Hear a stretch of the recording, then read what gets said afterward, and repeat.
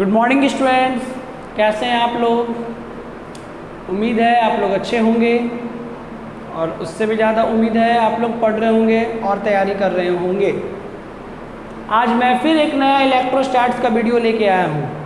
आप लोग IIT main, advance, NEET, AIIMS ये सब की तैयारी कर रहे होंगे। ये सब एग्ज़ाम का डेट अनाउंस हो ही गया है, आप लोगों को पता होगा। आज मैं आप लोगों को इलेक्ट्रोस्टैट्स का एक बहुत ही इम्पॉर्टेंट वीडियो लेके आया हूँ। हम लोग इलेक्ट्रिक फील्ड पढ़ रहे हैं। इलेक्ट्रोस्टैट्स का वीडियो नंबर 17 है, इलेक्ट्रिक फील्ड का वीडियो नंबर 8 और इलेक्ट्रिक फील्ड का लेक्चर टॉपिक नंबर 7। आज हम लोग इलेक्ट्रिक फील्ड क्या पढ़ेंगे, तो आज हम लोग electric field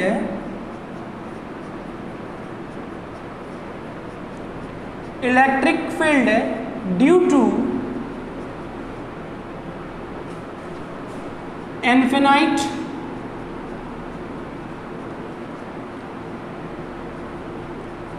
non-conducting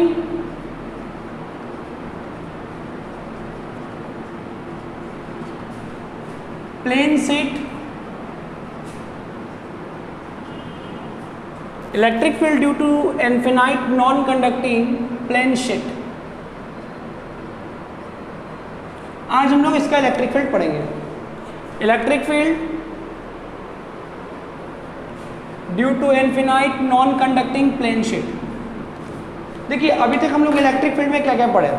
electric field क्या होता है, electric field due to point charge, electric field due to system of point charge, electric field due to continuous charge body जिसमें लाइन चार्ज था कि लाइन चार्ज के कारण इलेक्ट्रिक फील्ड कितना होगा। फिर सर्कुलर आर्क के सेंटर पे semi circular, circular ring, circular disc, uniform rod, इतना चीज का इलेक्ट्रिक फील्ड डेरिवेशन हम लोग कर चुके हैं। आज हम लोग इलेक्ट्रिक फील्ड डेरिवेशन करने वाले हैं। एक बात याद और आपको बता दूं, इम्पॉर्टेंट बात है। आप लोग इलेक्ट्रिक फील्ड का जो डेरिवेशन कर रहे हैं सारे, ये हम लोग जनरल इलेक्ट्रोस्टैट्स लगा के कर रहे हैं। इसी का कुछ जो आएगा, जैसे स्फीयर आएगा, फिर आपको आएगा line charge, non conducting plane sheet, ये सब हम लोग जब हमारा इलेक्ट्रोस्टैट्स 3 भाग में है, स्टार्टिंग में हम आपको बताएं। इलेक्ट्रोस्टैट सेकंड में है कैपेसिटर और थर्ड में है सेकंड में है गॉसेस थ्योरम और थर्ड में है कैपेसिटर। इलेक्ट्रोस्टैट एक बहुत बड़ा चैप्टर होता है क्लास 12 का, काफ़ी बहुत बड़ा ब्रांच है। तो जब हम लोग गॉस थ्योरम पढ़ेंगे तो गॉस थ्योरम का एप्लीकेशन पढ़ेंगे, उस एप्लीकेशन में भी ये टॉपिक आएगा कि बताओ भैया इसका इलेक्ट्रिक फील्ड क्या होगा, बट वहाँ पे मेथड चेंज होगा। We will have to derive for this body by different method by using Gauss's law, जो आगे के कॉन्टेक्स्ट में हम लोग पढ़ेंगे। यहाँ पे इलेक्ट्रिक फील्ड हमने जनरल तरीका से निकाला है, पॉइंट काट के, कोई एलिमेंट काटा, किसी में रिंग काटा, किसी में कुछ काटा, काट के हमने निकाल रखा है, ठीक है। लेकिन गॉसेस थ्योरम में वहाँ पे गॉसेस थ्योरम का इस्तेमाल करेंगे, वो होता है, टॉपिक का नाम भी होता है एप्लीकेशन ऑफ गॉसेस थ्योरम। और बोर्ड एग्जाम का बहुत इंपॉर्टेंट क्वेश्चन, एक एप्लीकेशन तो कुछ ना, उसमें से कोई ना कोई एक एप्लीकेशन 5 नंबर में डेरिवेशन के रूप में पूछ देता है, 80% चांस होता है। तो ये सब टॉपिक फिर वहाँ पढ़ोगे, बट वहाँ पे डेरिवेशन थोड़ा आसान हो जाएगा। किसके चलते? गॉसेस थ्योरम के चलते, ठीक है। तो अभी फ़िलहाल बहुत लोग डायरेक्ट वहीं पढ़ाते हैं, ठीक है। बहुत सारे कोचिंग्स या कोई भी क्लास जो होता है वो डायरेक्ट गॉसेस थ्योरम में पढ़ाता है ये टॉपिक, बट मैं इलेक्ट्रिक फील्ड निकालना सिखा रहा हूँ आपको। रिंग निकाल के दिखा दिया, डिस्क निकाला, rod, ring, disc, line charge, infinite uniform charge wire, point charge, system of point charge. इसके बाद एक और आएगा वीडियो जिसमें होगा स्फीयर, वो भी 2, हॉलो और एक सॉलिड। तब जाके इलेक्ट्रिक फील्ड का डेरिवेशन कंप्लीट होगा। उसके बाद इलेक्ट्रिक फील्ड का फिजिकल सिग्निफिकेंस और इलेक्ट्रिक फील्ड का क्वेश्चंस। उसके बाद हमारा आएगा इलेक्ट्रिक फील्ड लाइंस, फिर motion of charge in uniform electric field, कुछ इस तरह का टॉपिक, ये सब आएंगे। तो पहले इस पे कॉन्सेंट्रेट करते हैं हम लोग। देखो एक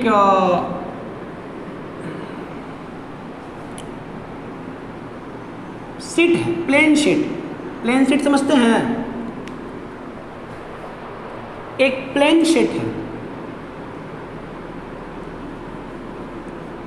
चार्ज्ड प्लेन शीट है, ठीक है भाई।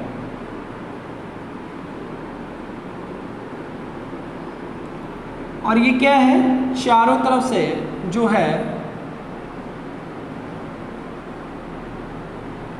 इनफिनाइट है। याद है एक डिस्क में भी आया था, आप लोगों को डिस्क याद होगा, इसके पिछले वाला वीडियो नंबर 16 में इलेक्ट्रोस्टैट्स का हमने डिस्क पढ़ा है। तो डिस्क का भी एक केस में इनफिनाइट शीट का जिक्र हुआ था और मैंने आपको बताया था कि हम लोग वहाँ पे क्या बोलते हैं, थिन शीट का एक अलग वीडियो से तैयार कर लेंगे, 40 मिनट 50 मिनट का एक अलग वीडियो तैयार कर लेंगे जिससे अच्छा से क्लियर हो जाए।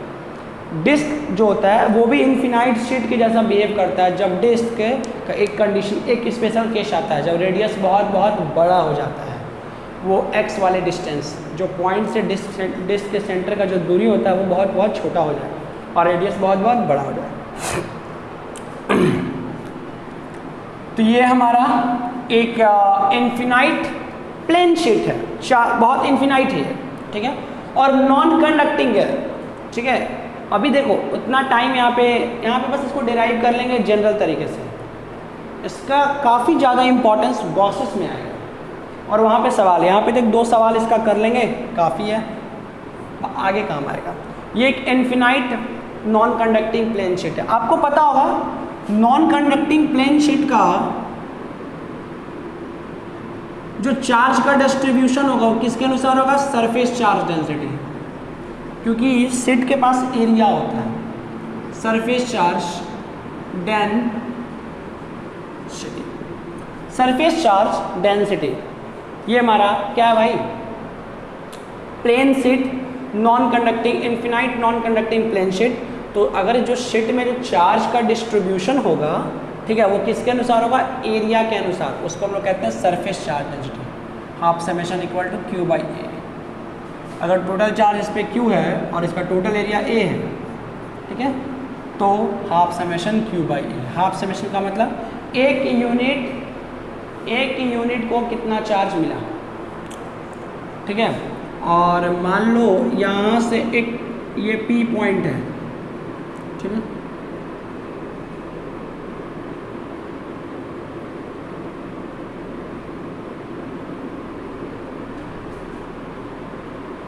ये पी पॉइंट है आर डिस्टेंस पे, ठीक है।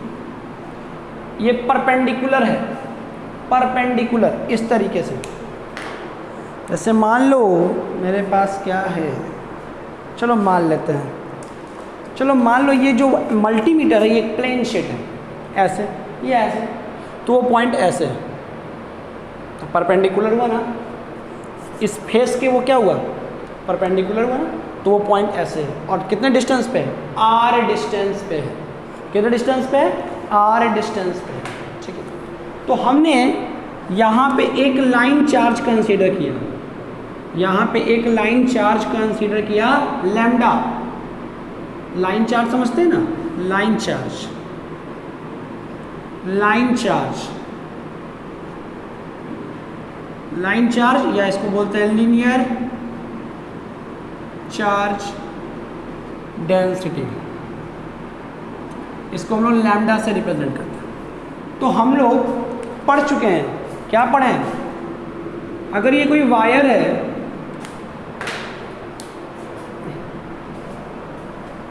अगर ये कोई वायर है,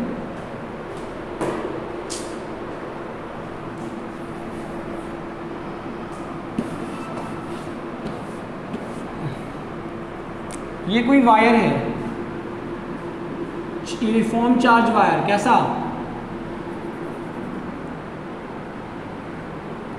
इनफिनाइट लेंथ का, तो हमने इसके परपेंडिकुलर डिस्टेंस पे हमने इलेक्ट्रिक फील्ड निकाल चुके हैं, याद होगा 2k लैम्डा बाई आर, और ये डिस्टेंस आर होता है, हमने ये चीज़ पढ़ रखा है। Electric field due to line charge बोल लो, electric field due to uniform charge wire, इसमें 3 केस था, एक में फाइनाइट, एक में दोनों तरफ से infinite, is goes to infinite, infinite, और एक में क्या था, one side will be infinite. तो हमने बताया था आपको कि अगर जब ये इन्फिनाइट, अगर नहीं वीडियो देखे हैं तो देख लो, बिना वो देखे नहीं समझ में आए, ठीक है। अगर मैंने बताया था आपको, याद हो तो आपको, कि जब अगर ये इन्फिनाइट लेते हैं ना तो एंगल 90 डिग्री होता है। फाइनाइट के लिए ऐसा कुछ था फिगर, ये एंगल था θ1, ये एंगल था θ2, तो हमने -θ2 से इंटीग्रेट किया था +θ1 तक, याद है। और जब ये वायर इन्फिनाइट हो जाता है, ठीक है, जब ये वायर इन्फिनाइट दोनों तरफ एक्सटेंड कर जाए इन्फिनाइट के लिए, तो θ1 और θ2 दोनों क्या होता है, 90-90, एक होता है -90 और एक होता है +90। ये तो जैसे कि 90 हो जाएगा तो θ1 हो जाएगा -90 और ये हो जाएगा +90। तो हम लोग को जो हमारा जो ये प्लेन शीट है वो कैसा है, इन्फिनाइट। तो इसके लिए क्या करेंगे, एक लाइन चार्ज कंसीडर करना पड़ेगा। वही लाइन चार्ज कंसीडर कर लिए, ठीक है, कितना, लैम्डा लीनियर चार्ज का, ठीक है। यहाँ से एक स्ट्रिप्स काट लो, एक काट लो, इससे x दूरी पे और dx मोटाई का, ये डिस्टेंस x हो गया और ये डिस्टेंस r है। तो ये डिस्टेंस कितना हो जाएगा बाबू, ये डिस्टेंस कितना हो जाएगा, √r² + x²। यहाँ पे एक एलिमेंट काट लिए हमने, जो लाइन चार्ज जिसको माना उससे कितने दूरी पे, x डिस्टेंस। तो ये जो काटे हैं उसका दूरी p से कितना हो जाएगा, √r² + x²। तो इसके कारण इलेक्ट्रिक फील्ड किधर,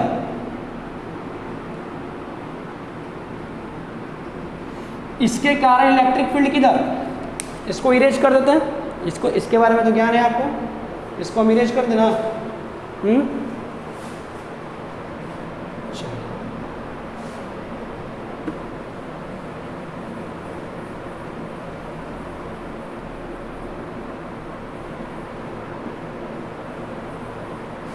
ठीक,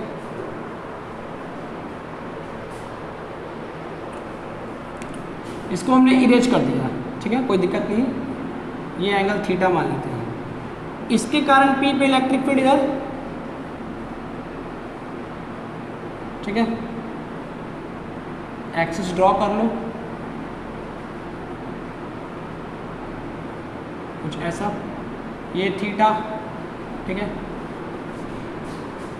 यहाँ पे मान लो इलेक्ट्रिक फील्ड DE है,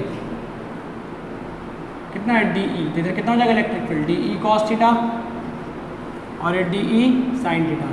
आप देख रहे हो कि y कंपोनेंट कैंसिल हो जाएगा, DE sin theta DE sin theta cancel और DE cos थीटा जुड़ जाएगा। हमने यहाँ पे एक एलिमेंट काटा, पहले हमने यहाँ पे एक लाइन चार्ज मान लिया लैम्डा। इस लैम्डा की वैल्यू क्या हो जाएगी, लैम्डा बराबर हो जाएगा ½ dx, ½ dx, ठीक है। ये हो जाएगा लाइन चार्ज डेंसिटी है लाइन, और उससे x डिस्टेंस पे एक एलिमेंट काट लिए dx मोटाई का, ठीक है।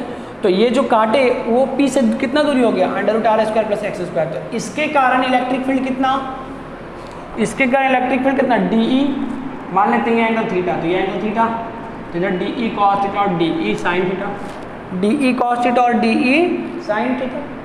आप देख रहे हो कि जो y एलिमेंट वाला है वो कैंसिल हो रहा है, y एलिमेंट वाला क्या हो जाएगा, हर पार्टिकल के चलते थोड़ा इस पार्टिकल इस पार्टिकल इस पार्टिकल थोड़ा थोड़ा पार्टिकल से जो इलेक्ट्रिक फील्ड आ रहा है ना वो y की तरफ ऐसे ऐसे आ रहा है, जब भी आ रहा है ऊपर नीचे आ रहा है, तो ऊपर और नीचे और सेम मैग्नीट्यूड का आ रहा है तो कट जा रहा है, और x की तरफ क्या हो रहा है, सब जुट जा रहा है। तो जो हमारा इलेक्ट्रिक फील्ड जो E नेट होगा वो कितना होगा, EX और EX कितना हो जाएगा, DE cos थीटा इंटीग्रेशन कहाँ से कहाँ, देख लो बताओ, याद करो ये इन्फिनाइट है। तो अगर ये इन्फिनाइट ही होता था तो -θ2 से +θ1 इंटीग्रेट कर देते, इन्फिनाइट के केस में θ1 और θ2 का वैल्यू क्या हो जाएगा, 90-90, तो -90 से +90, -π/2 से +π2 इंटीग्रेट करोगे, और DE का वैल्यू क्या होगा, DE का वैल्यू क्या होगा, लाइन चार्ज का कारण क्या होता है 2k lambda by r. 2k lambda, और लैम्डा की वैल्यू क्या हो जाएगी half summation dx,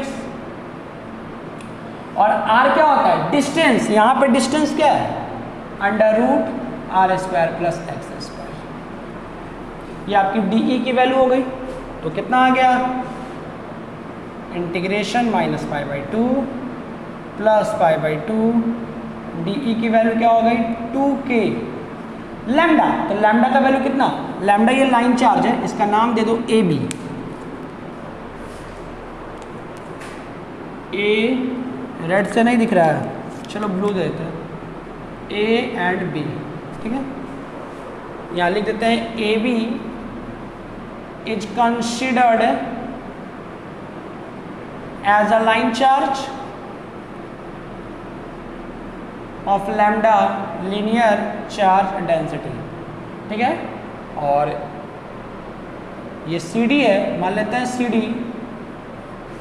C D is a differential element, C D को हमने काटा है, differential element of D X मोटाई at a distance X, at a distance X from A B, ठीक है। ये चीज़ समझ में आना है ना। देखो लैम्डा बराबर होता है Q by length, half summation होता है क्यू बाई एरिया, ठीक है। तो देखो तो लैम्डा बाई हाफ समेशन बराबर क्या आ जाएगा Q Q cancel, A by L, L से ए कटेगा तो ए को एल बचेगा, तो हाफ समेशन गुना एल बचेगा ना। तो लैम्डा बराबर इसका लैम्डा और हाफ समेशन तो हो गया एक यूनिट के लिए, और मोटाई इसका कितना है डी एक्स, तो डी एक्स।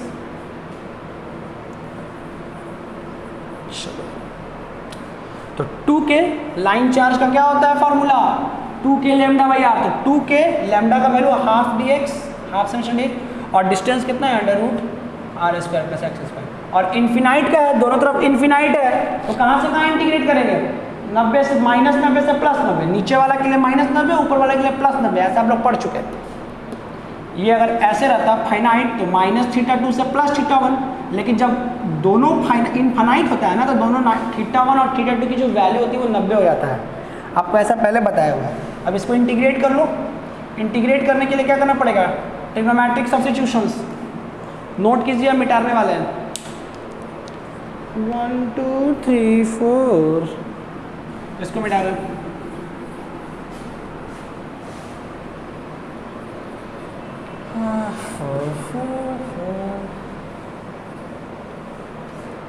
देखो बिना सब्स्टिट्यूशंस के इंटीग्रेट नहीं होगा, तो क्या करो x equal to tan theta r tan theta, वही फॉर्म आ रहा है, ज़्यादातर यही फॉर्म आता है। बताए थे पिछले वीडियो में भी आप लोगों की जब r square plus x square होता है और ऊपर भी एक्स डी एक्स हो, तो x बराबर आर टैन थीटा का सहारा लेंगे।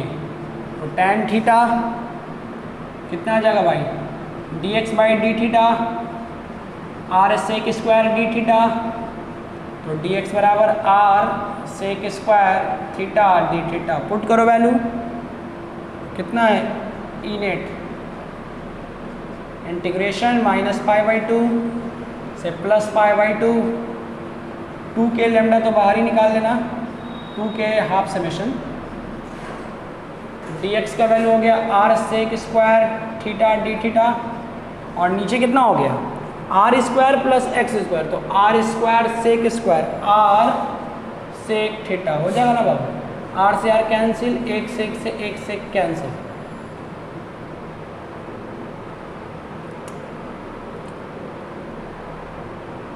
आर स्क्वायर है ना, तो are square tan square, R square common 1 sec square, तो आर से आर कैंसिल, सेक से सेक कैंसिल, ई नेट कितना आ जाएगा 2k हाफ समेशन बाहर, integration minus pi by two से plus pi by two, sec theta D theta. Sec theta का integration put करो, कितना आएगा सेक थीटा का इंटीग्रेशन। अच्छा एक चीज़ और ना छूट रहा है, यहाँ पे कॉस थीटा छूट रहा है, इसलिए कुछ मिसमैच हो रहा है। कॉस थीटा ये cos थीटा छूट रहा है, तो देखो बाबू cos थीटा क्या हो गया, ये जो cos थीटा है, ये जो cos थीटा है ये इसका वैल्यू नोट करोगे तो कितना हो जाएगा,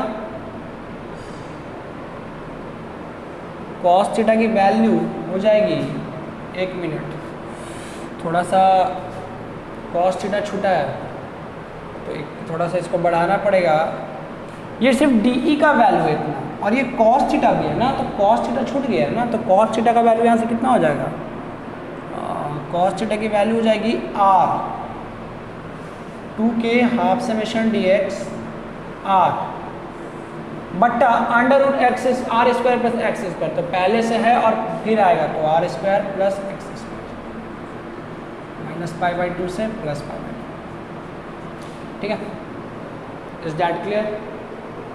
cos थीटा का वैल्यू यहाँ से cos थीटा बराबर कितना, बेस बाई हाइपोटेनस होगा ना बाबू, बेस बाई हाइपोटेनस, तो r बट्टा इतना, तो पहले से इतना था और इतना फिर आ गया मल्टीप्लाई करके इतना, अब यहाँ पुट करेंगे तो ये आ जाएगा तुमको r square sec square theta ही आ जाएगा, तो एक सेक स्क्वायर ख़त्म, एक r से एक r cancel, 2k half summation by r बाहर, अंदर में बचा d थीटा, सिर्फ d थीटा, तो क्या आ जाएगा 2k half summation by r, theta का इंटीग्रेशन, थीटा डी थीटा का माइनस पाई बाई 2 से plus pi by 2, 2k half summation by r pi by 2, अब minus minus plus pi by 2, ठीक है, तो ई नेट कितना आ जाएगा आपका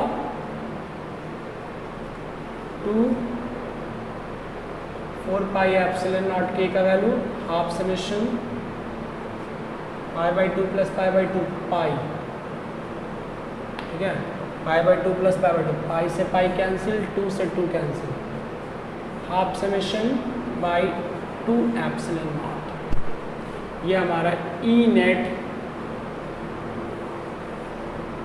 this is electric field due to this plane shift.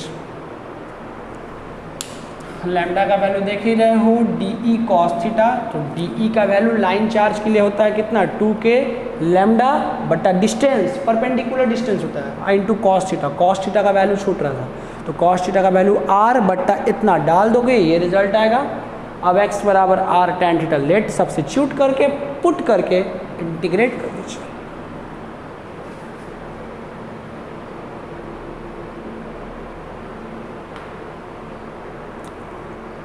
एक चीज़ और क्या देखो, ये जो नीचे r, यहाँ पे एक r है ना, तो यहाँ पे ये r स्क्वायर होगा, तो ये r स्क्वायर कट जाएगा, यहाँ r नहीं बचेगा। देखो dx का जो वैल्यू है वो कितना है r सेक स्क्वायर थीटा है ना dx का वैल्यू, तो dx का value r sec square theta और एक r पहले से था, तो r स्क्वायर ना हो गया ऊपर, तो r स्क्वायर सेक थीटा से r square sec theta cancel, only d theta, is that clear, ठीक है। तो जो हमारा ये आंसर आया, ठीक है, इलेक्ट्रिक फील्ड का, ये जो हमारा आंसर आया ई नेट, और इसकी डायरेक्शन किधर है, एक्स एक्सिस की तरफ, कितना आया, half summation by 2 epsilon not, या इसको आप ये भी लिख सकते हैं q बाई 2a epsilon not, half summation का वैल्यू, और पता है इसमें अगर वेक्टर लगाओगे ई वेक्टर, तो half summation by 2 epsilon not an cap होगा, ठीक है। इसका जो इलेक्ट्रिक फील्ड का जो डायरेक्शन होगा, the direction of electric field is normal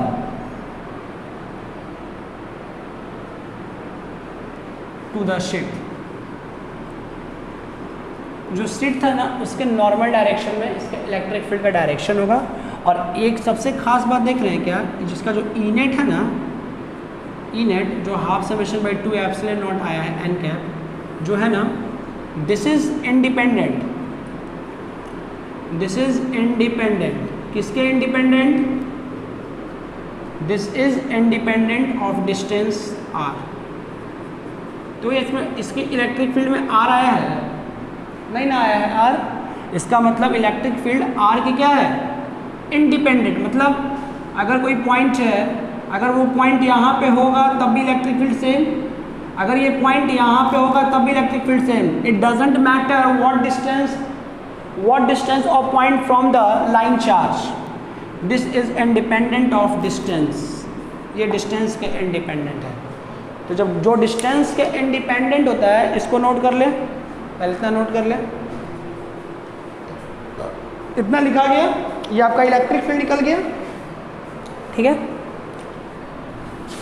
अगर इसका कोई ग्राफ पूछे, एक चीज़ और बता देते हैं, ये नॉन कंडक्टिंग का था, ठीक है। अगर कंडक्टिंग होगा, फिलहाल अभी बता देते हैं बस यूज के लिए, अगर ये कंडक्टिंग होता, ठीक है, फॉर कंडक्टिंग, अगर कंडक्टिंग शीट होता इन्फिनाइट लार्ज, तब ये ई जो ई नेट होता ना, वो half summation by epsilon not हो जाता।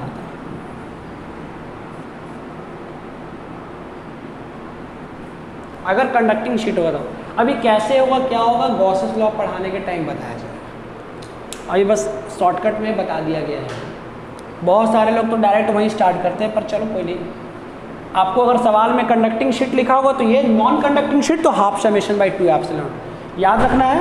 इसकी जो डायरेक्शन होगी वो एन कैप, एन कैप समझते हैं ना, डायरेक्शन जो होगा एन कैप एक यूनिट वेक्टर होता है, where n cap is unit vector.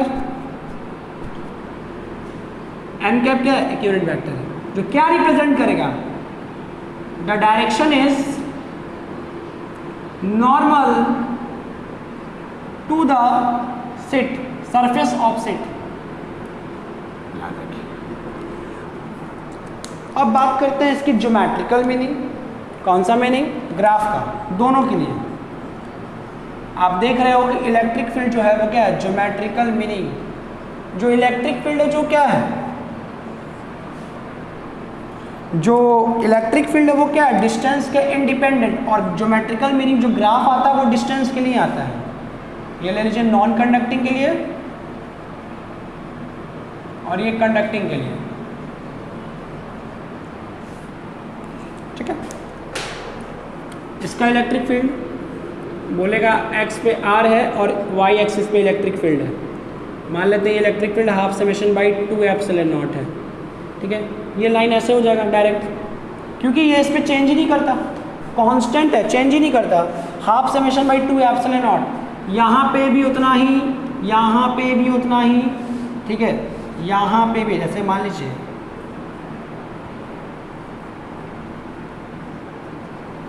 इस पॉइंट पे ये है, ठीक है। मान लो ये डिस्टेंस r1, ये डिस्टेंस r2। r1 डिस्टेंस पे इलेक्ट्रिक फील्ड इतना, r2 डिस्टेंस पे इलेक्ट्रिक फील्ड इतना ही, r3 डिस्टेंस पे इलेक्ट्रिक फील्ड इतना ही। r का कोई भी value low, electric field half summation by 2 epsilon naught, ठीक है। तो हर जगह पे इलेक्ट्रिक फील्ड ऐसा ही होगा। इसको जोड़ोगे तो एक लाइन बन जाएगा।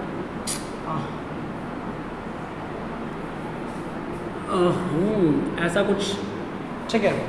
बात करोगे नॉन कंडक्टिंग की, कंडक्टिंग की बात कीजिएगा तो सेम चीज़, इसका भी ये आर, ये इलेक्ट्रिक फील्ड ही, ठीक है। मान लीजिए यहाँ पे electric field half summation by epsilon not है। अगर आप आर का वैल्यू कुछ भी लो, इलेक्ट्रिक फील्ड इतना ही, आर का वैल्यू कुछ लो, इलेक्ट्रिक फील्ड इतना ही, आर का वैल्यू कुछ लो, इलेक्ट्रिक फील्ड इतना ही।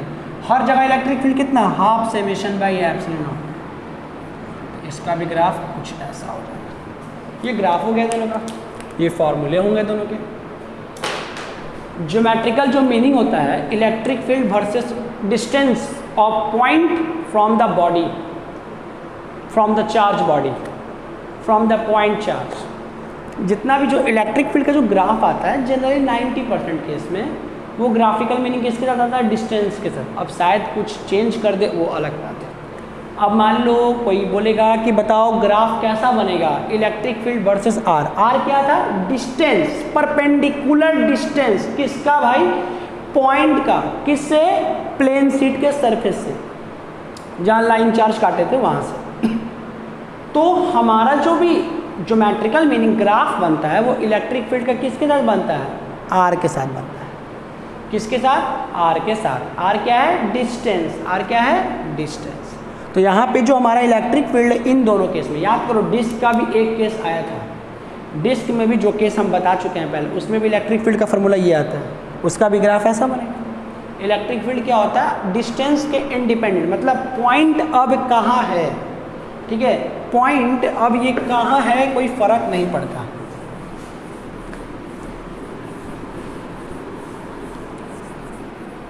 ये जो पॉइंट है, अगर ये सरफेस है, यहाँ पॉइंट हो, यहाँ हो, यहाँ हो, कोई फ़र्क नहीं पड़ता, इलेक्ट्रिक फील्ड जितना था उतना ही होगा, ठीक है। तो हमारा ज्योमेट्रिकल मीनिंग ऐसा होगा। अब कुछ क्वेश्चंस देख लेते हैं, ठीक है, इतना नोट कीजिए।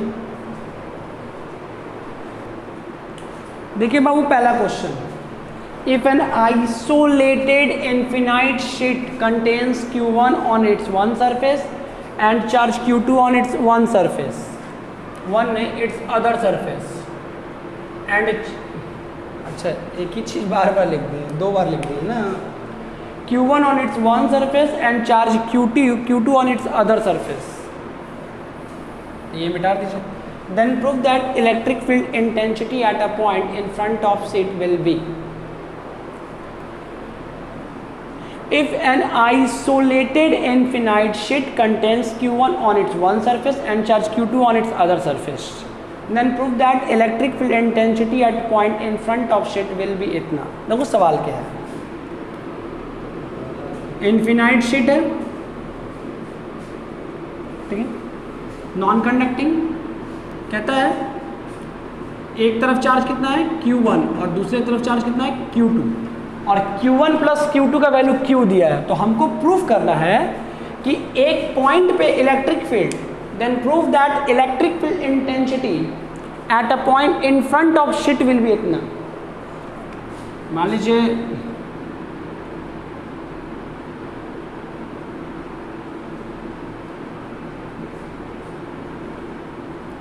ठीक है, मान लीजिए यहाँ P पॉइंट है, इधर इधर किधर भी लो वाट एवर, ठीक है। इस P पे क्या निकालना है बाबू? Electric field.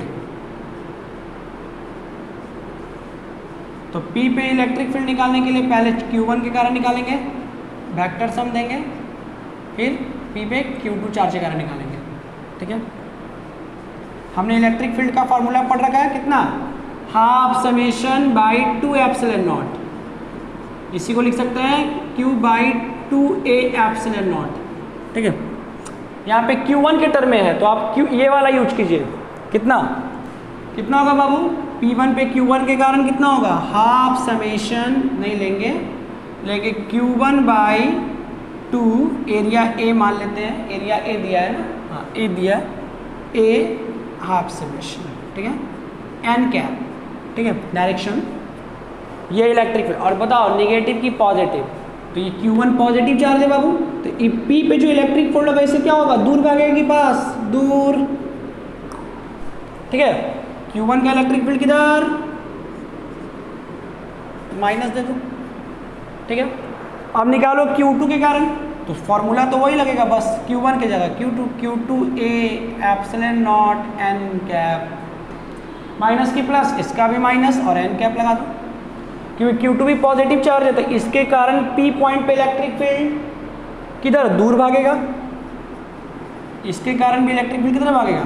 दूर भागेगा, दोनों के कारण एक ही डायरेक्शन में जाएगा, दोनों जुट जाएगा, तो दोनों को कीजिएगा तो कितना आएगा? माइनस कॉमन ले लो, Q1 plus Q2 2A half summation N cap, magnitude ले लेते हैं, तो माइनस और N कैप हटा दो, Q1 प्लस Q2 का वैल्यू Q बाई 2A एप्सिलॉन नॉट, हो गया प्रूफ्ड। इस चीज़ से एक बात पता चलता है इस क्वेश्चन से कि जो नेट इलेक्ट्रिक फील्ड होते हैं ना, जो नेट इलेक्ट्रिक फील्ड होते हैं वो टोटल चार्ज पे डिपेंड करते हैं। टोटल चार्ज क्यों था ना, टोटल चार्ज पे डिपेंड करते हैं, टोटल चार्ज पे डिपेंड करते हैं। देखो इक्वेशंस में जो हमारा इलेक्ट्रिक फील्ड निकला वो Q/2A एप्सिलॉन नॉट, ये नेट रिजल्ट है ना, नेट इलेक्ट्रिक फील्ड है, ये नेट इलेक्ट्रिक फील्ड है बाबू। ये नेट इलेक्ट्रिक फील्ड किस पे डिपेंड कर रहा है? Q पे, और Q क्या है? Total charge, Q1 plus Q2 का वैल्यू टोटल चार्ज पे डिपेंड करता है, टोटल चार्ज पे डिपेंड करता है, ठीक है, ना कि इंडिविजुअल चार्ज पे डिपेंड करता है, इंडिविजुअल चार्ज पे डिपेंड करता है, ठीक है। इस पे कितना चार्ज है, इस पे कितना चार्ज है, it doesn't matter, it doesn't matter what is the total charge, it matter, it has matter, ठीक है, मैटर करता है टोटल चार्ज कितना है। तो जो नेट इलेक्ट्रिक फील्ड होगा किसी पॉइंट पे इन्फिनिट शिट के कारण वो टोटल चार्ज पर डिपेंड करेगा। ऐसे निकालना है बाबू, आपको पहले से पता है, अगर चार्ज पॉजिटिव तो इलेक्ट्रिक फील्ड दूर भागेगा उस पॉइंट का, इस पॉइंट पे P पॉइंट पे इलेक्ट्रिक फील्ड अगर निकालेंगे Q1 चार्ज के कारण तो दूर, दोनों के कारण दूर, क्योंकि दोनों पॉजिटिव चार्ज है। अगर ये नेगेटिव चार्ज होता तो एक उधर जाता, ठीक है। Is that clear? नोट कीजिए।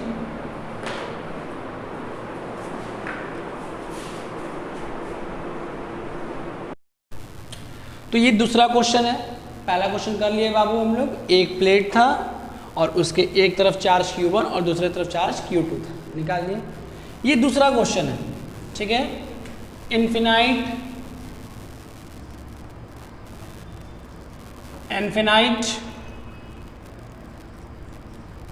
प्लेन शीट का क्वेश्चन है ये, ठीक है, नॉन कंडक्टिंग है, नॉन कंडक्टिंग, ठीक है, इनफिनाइट प्लेन शीट है। इसकी इलेक्ट्रिक फील्ड क्या होती है, हम लोग पढ़ रखे हैं, E = half summation by 2 epsilon not an cap. तो यहाँ पे 3 पैरेलल प्लेट है, एक पे चार्ज है Q, एक पे है चार्ज -2Q और एक पे चार्ज है +3Q। तो कहता है इलेक्ट्रिक फील्ड बताओ ABCD, 4 क्वेश्चन है इसमें, 4 पॉइंट दिए हैं, तो चारों क्वेश्चन पे आपको इलेक्ट्रिक फील्ड बताना है ABCD, ये चारों पॉइंट पे इलेक्ट्रिक फील्ड कितना होगा, ठीक है। आपको इलेक्ट्रिक फील्ड निकालना है A पे, B पे, C पे, D पे। अब A पे इलेक्ट्रिक फील्ड निकालोगे तो यहाँ पे 3 प्लेट है, 1 2 3, तीनों के कारण इस पे निकालेंगे, फिर B पे निकालेंगे, तीनों के कारण अलग अलग निकालेंगे। तो चलिए बात करते हैं। इलेक्ट्रिक फील्ड का फॉर्मूला हमको आता है half summation by 2 epsilon not या Q/2A एप्सिलॉन नॉट, ये भी लिख सकते हैं, ठीक है।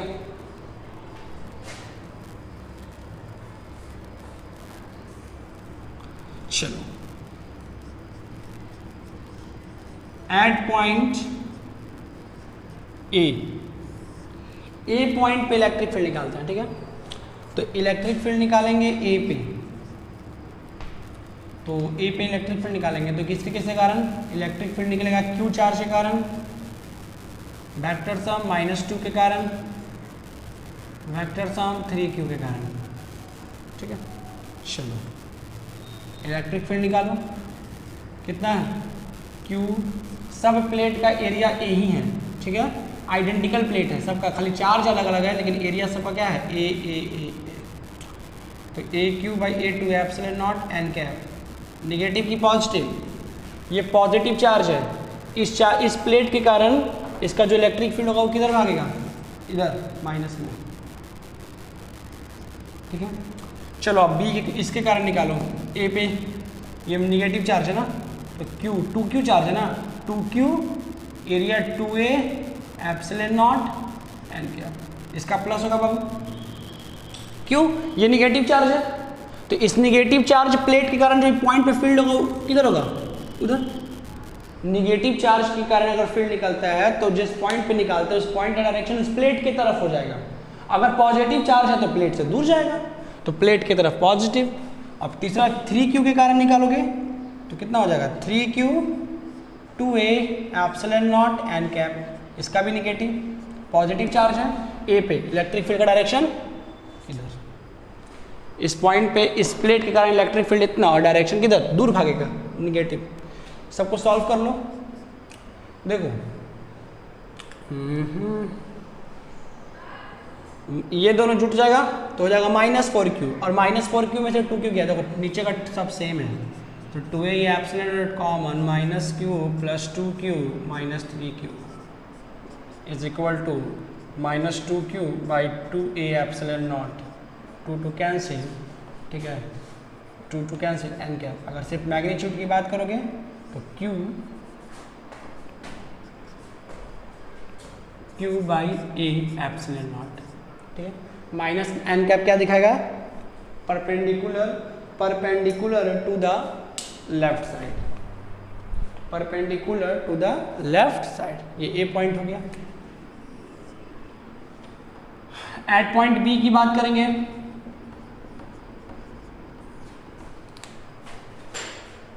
एट पॉइंट b की बात करेंगे, इलेक्ट्रिक फील्ड b पे निकालना है, 3 को चार्ज है q के कारण, -2 के कारण, 2q के कारण, और 3q के कारण। q चार्ज के कारण कितना होगा, q बाई 2a हाफ समेशन q बाई 2a epsilon not n cap. b पे निकाल रहा हूँ, इसके कारण किधर जाएगा, इस पॉइंट पे निकाल रहा है, अब इसके कारण तो इलेक्ट्रिक फील्ड दूर भागेगा ना, इलेक्ट्रिक फील्ड प्लेट से कहाँ जाएगा, दूर, तो इधर जाएगा। ये देखिए प्लस, -2 के कारण क्या होगा, 2q by 2a half summation n cap, positive negative, ये -2q है ना, निगेटिव चार्ज प्लेट है ना, इस प्लेट के कारण अगर इस पे इलेक्ट्रिक फील्ड निकालेंगे तो इसका जो इलेक्ट्रिक फील्ड होगा इस पॉइंट पे, इसके तरफ, इसका जो इलेक्ट्रिक फील्ड होगा इस पॉइंट पे, बी पॉइंट पे जो इलेक्ट्रिक फील्ड होगा इस प्लेट के कारण, जिस पे -2q चार्ज है, उसका डायरेक्शन किधर होगा, प्लेट के तरफ, तो इधर जाएगा, ठीक है। इसके कारण प्लेट की तरफ, प्लस इसका भी होगा, ठीक है, कोई दिक्कत,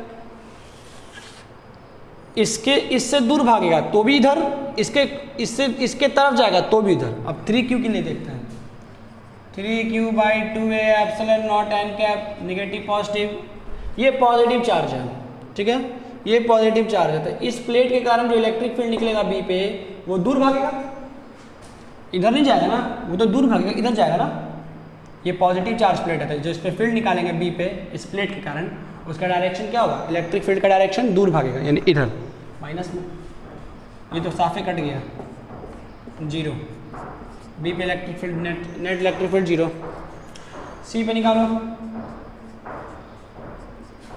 c पे इलेक्ट्रिक फील्ड वही at point c,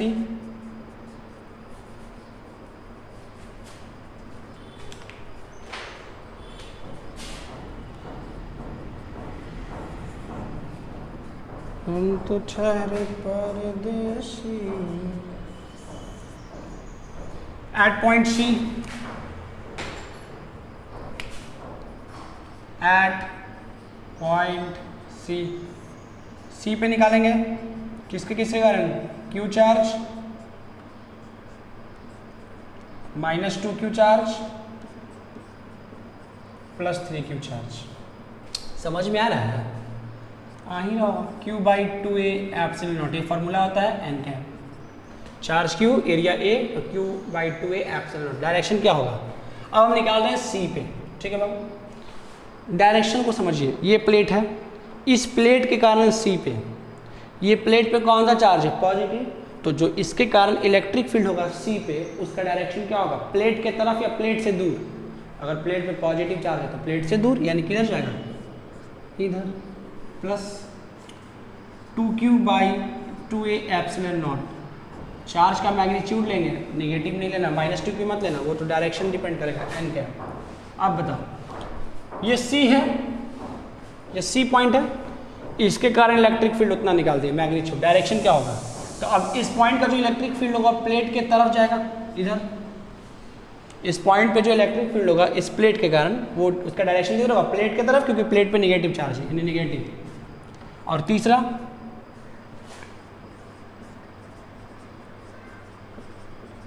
n cap, ठीक है, तो c पे निकालो इलेक्ट्रिक फील्ड, कितना होगा c पे इलेक्ट्रिक फील्ड, c पे निकाल रहे हैं, इसके कारण, तो 3q by 2a epsilon not तो होगा ही, साथ में ये पॉइंट पे इलेक्ट्रिक फील्ड निकालना है इस प्लेट के कारण। तो इस प्लेट पॉजिटिव चार्ज प्लेट है, तो इस पॉइंट पे जो फील्ड होगा इसके कारण, उसके डायरेक्शन उससे दूर नेगेटिव। सॉल्व करोगे तो कितना आ जाएगा, -4q नहीं 3q -5q में से q गया, -4q/2a epsilon not n cap. तो मैग्नीट्यूड निकालोगे तो 2q/a एप्सिलॉन नॉट। एक क्वेश्चन आप लोगों के लिए छोड़ देते हैं, डी पे इलेक्ट्रिक फील्ड निकाल लीजिएगा खुद से, निकाल के डी पे इलेक्ट्रिक फील्ड सब लोग मुझे कमेंट करोगे, ठीक है, वरना मुझे गुस्सा आ जाएगा। डी पे इलेक्ट्रिक फील्ड निकालना है बिल्कुल सिमिलर मैनर, इसी प्रकार से निकाल के जोड़ना। डायरेक्शन कैसे निकालना है, अगर पॉजिटिव चार्ज है तो उस पॉइंट पे फील्ड प्लेट से दूर जाएगा, अगर नेगेटिव चार्ज प्लेट है तो उसके करीब जाएगा। That's clear. तो इस प्रकार से ये क्वेश्चन हुआ। एक डी पॉइंट पे इलेक्ट्रिक फील्ड आप निकाल के इसका आंसर मुझे कमेंट करना, अगर नहीं बनेगा तो वो भी बता देना, मैं बना दूंगा। नोट कीजिए, हो गया, नोट कर लिए। एक सवाल और देख लेते हैं, ठीक है।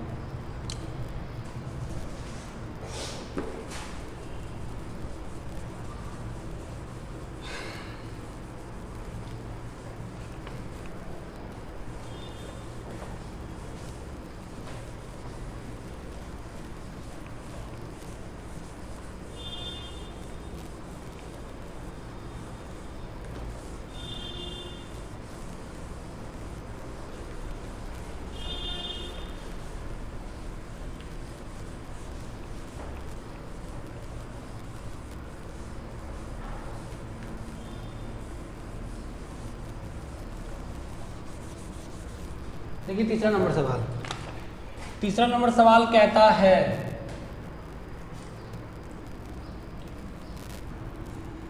एक सवाल और ये देख लीजिए, a block having mass m and charge -q is resting on a frictionless plane at a distance L from fixed large non-conducting infinite sheet of uniform charge density half summation as shown in the figure. Discuss the motion of the block assuming the collision of the block with the sheet is perfectly collision. एक block है जिसका मास m है, जिसका charge -q है, वो एक frictionless surface पे रखा है, ठीक है, ये एक फ्रिक्शनलेस सरफेस है, इस पे रखा है, और ये ब्लॉक L डिस्टेंस पे है, ये ब्लॉक L डिस्टेंस पे है, किससे, ये इन्फिनाइट, ये हमारा infinite non conducting plane sheet है, ठीक है, जिसका surface charge density half summation, ठीक है। तो इसके कारण इलेक्ट्रिक फील्ड कितना होगा, इस पे इलेक्ट्रिक फील्ड होगा, इसका इलेक्ट्रिक फील्ड कितना, half summation by 2 epsilon not होता है ना। चलिए पहले FBD बनाते हैं। सवाल में क्या है ना, और क्वेश्चन ये कहता है कि ये शुरुआत में रेस्ट में है, ठीक है, शुरुआत में रेस्ट में है, लेकिन फिर इसको एक्सटर्नल फोर्स मिलेगा जिसके चलते ये जाएगा, इससे टकराएगा, टकरा के फिर वापस आएगा, परफेक्टली कोलिजन होगा, परफेक्टली कॉलिजन, ठीक है। द कॉलिजन इज परफेक्टली, जाएगा टकरा के फिर वहाँ आएगा, जाएगा टकरा के फिर वहाँ आएगा, एक तरह का ऑसिलेशन होगा। तो आपको डिस्कस करना है इसके मोशन के बारे में। जब भी ऐसा सवाल आता है ना, discuss the motion of block, समझो कि वो SHM की बात कर रहा है, SHM की बात कर रहा है, और SHM निकालने के लिए F = -kx, ये उसका इक्वेशन है। तो कैसे भी करके इसका फोर्स का पहले इक्वेशन निकालो और देखो कि वो होता है कि नहीं। SHM में क्या होता है, SHM में क्या होता है, F = -kx। अगर ऐसा इक्वेशन आ जाए फोर्स का, जिसमें F डायरेक्टली प्रोपोर्शनल x हो जाए, ठीक है, ठीक है, अगर ऐसा आ जाता है तो कहते हैं कि बॉडी इन SHM। SHM है तो टाइम पीरियड निकाल सकते हैं 2π√L/g से, ठीक है, या T = 2π√m/k से, कुछ ऐसा करके निकाल सकते हैं। तो जब भी सवाल है ब्लॉक का मोशन डिस्कस करो, समझो SHM की बात कर रहा है, तो हम फोर्स निकालेंगे। फोर्स निकालने के लिए, और ये फ्रिक्शनलेस सरफेस पे है, तो फोर्स निकालने के लिए FBD, नीचे mg, ऊपर नॉर्मल, और इलेक्ट्रिक फील्ड के चलते एक फोर्स लग रहा होगा EQ, इधर नेगेटिव चार्ज है ना, तो प्लेट की तरफ ई क्यू, ठीक है। तो ई क्यू, और ई का वैल्यू कितना है, तो ये माइनस क्यू, तो इलेक्ट्रिक फील्ड कितना होगा, ये प्लेट के चलते इस बॉडी पे इलेक्ट्रिक फील्ड कितना होगा, half summation by 2 epsilon not, यही ना होगा बाबू, ठीक है। तो इस बॉडी पे नीचे एम जी, ऊपर नॉर्मल, और इधर कितना ई क्यू, ई क्यू। अच्छा, हम L बराबर लिख सकते हैं half A T square, L बराबर लिख सकते हैं हाफ ए टी, शुरुआत में रेस्ट में ना, तो S बराबर U T plus half A T square equation, क्योंकि ये जाएगा कांस्टेंट एक्सेलरेशन से, तो यहाँ पे L बराबर हाफ, एक्सेलरेशन का वैल्यू क्या होगा, एक्सेलरेशन का वैल्यू क्या होगा, एक्सेलरेशन का वैल्यू क्या होता है, फोर्स बाई मास, और इस पे फोर्स कितना लग रहा है, ये जा रहा है किधर, हॉरिजॉन्टल, तो हॉरिजॉन्टल में फोर्स कितना लग रहा है, e q by m t square, तो हाफ, और ई का वैल्यू कितना होगा इसका, ये प्लेट के कारण ये एल डिस्टेंस पे, तो ये प्लेट डिस्टेंस पे डिपेंड नहीं करता इलेक्ट्रिक फील्ड, ये प्लेट का आपको पता है इंडिपेंडेंट होता है, तो ये प्लेट के कारण इसका इलेक्ट्रिक फील्ड कितना काम करेगा, हाफ समेशन 2 एप्सिलॉन नॉट और क्यू बटा एम टी स्क्वायर, ठीक है। तो हमारे पास क्या टाइम निकल जाएगा, टाइम की वैल्यू क्या हो जाएगी, 2 दूनी के 4, 4 एल हाफ समेशन नहीं epsilon naught m by half summation q का रूट, ये हमारा टाइम निकल गया। बॉडी को यहाँ से यहाँ तक जाने में इतना टाइम लगेगा, बॉडी को यहाँ से प्लेट तक, प्लेट को हिट करने में इतना टाइम लगेगा, ठीक है। टाइम तो निकाल दिए हम, सवाल है यहाँ पे क्या, मोशन को डिस्कस करना है, ठीक है। तो अगर इसको यहाँ से यहाँ तक जाने में इतना टाइम लगा, तो वापस आने में भी इतना टाइम, तो कितना हो जाएगा, टाइम पीरियड क्या हो जाएगा इसका, टाइम पीरियड हो जाएगा 2t, तो 2 under root 4l half summation m बाई epsilon naught q, epsilon half summation q, half summation इसका चार्ज डेंसिटी है, तो इसके कारण इसका इलेक्ट्रिक फील्ड कितना होगा, epsilon naught by half summation by 2 epsilon naught, ठीक है। इलेक्ट्रिक फील्ड इतना हो जाएगा इसका, डिस्टेंस ये, एक्सेलरेशन से टाइम निकाल दे, एक्सेलरेशन कितना होगा इतना, f बाई एम, एफ की वैल्यू ई क्यू, ठीक है। फोर्स पढ़े हो ना, इलेक्ट्रिक फील्ड बराबर फोर्स बाई चार्ज, तो फोर्स बराबर इलेक्ट्रिक फील्ड गुना चार्ज, और इलेक्ट्रिक फील्ड का फॉर्मूला है इतना, तो टी निकल गया, यानी कि इसको जाने और आने में इतना समय लगेगा, और नॉन कंडक्टिंग शीट है तो इलेक्ट्रिक फील्ड इतना ही लेंगे।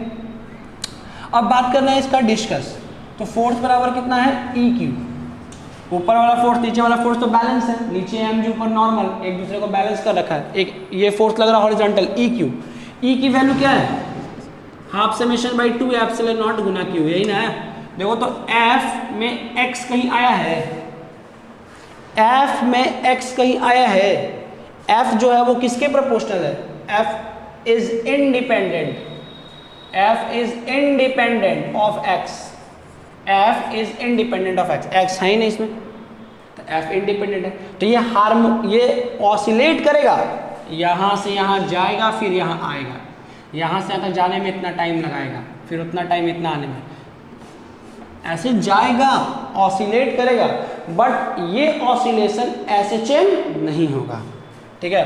तो मोशन, बॉडी ऑसिलेट तो करेगा बट नॉट एसएचएम, एसएचएम नहीं करेगा। क्यों एसएचएम नहीं करेगा, क्योंकि फोर्स डायरेक्टली प्रोपोर्शनल होना चाहिए एक्स के, पर यहाँ पे एक्स तो है ही नहीं, एफ जो है वो एल पे डिपेंड कर रहा है, यहाँ डिस्टेंस एल है, तो फोर्स देखिए तो फोर्स में एल कहीं आया है, नहीं ना आया है, तो फोर्स जो है वो डिस्टेंस के इंडिपेंडेंट है, जिसके चलते बॉडी यहाँ से गया, इसमें टकरा के फिर वापस आएगा, तो ऑसिलेट करेगा, ठीक है, जिसका टाइम पीरियड इतना होगा, लेकिन ये बॉडी एसएचएम नहीं करेगा। तो इस प्रकार से ये क्वेश्चन ऐसे कंप्लीट करना है, बहुत सिंपल सा लॉजिक है, लॉजिक लगाओ, देखो फ्रिक्शन आ रहा है या फ्रिक्शन नहीं है, थोड़ा सा मैकेनिक्स के अंदर घुसो, एफबीडी बहुत बड़ा टॉपिक होता है 11th क्लास के लिए, वो आपको सिखाया हुआ है। इधर एम जी ऊपर नॉर्मल, इधर ई क्यू फोर्स, चार्ज के कारण, इसके पास चार्ज है ना, तो force E Q, negative charge इसलिए प्लेट की तरफ, पॉजिटिव होता तो प्लेट से दूर। ऐसे करके बनाना है सवाल, बेसिक पॉइंट को पकड़िए। तो ये आपका video electric field due to infinite sheet complete हुआ। हम लोग का अगला लेक्चर होगा electric field due to sphere, जिसमें हॉलो और सॉलिड और आईआईटी के क्वेश्चंस होंगे। ठीक है, अभी तक जितना भी इलेक्ट्रिक फील्ड पढ़ा है उसमें जनरली सवाल स्फीयर या डिस्क से होते हैं, जनरली डिस्क या स्फीयर से होता है, और जो क्वेश्चंस होंगे हम बता देंगे। तो आप लोग पढ़ते रहिए। All the best, thank you.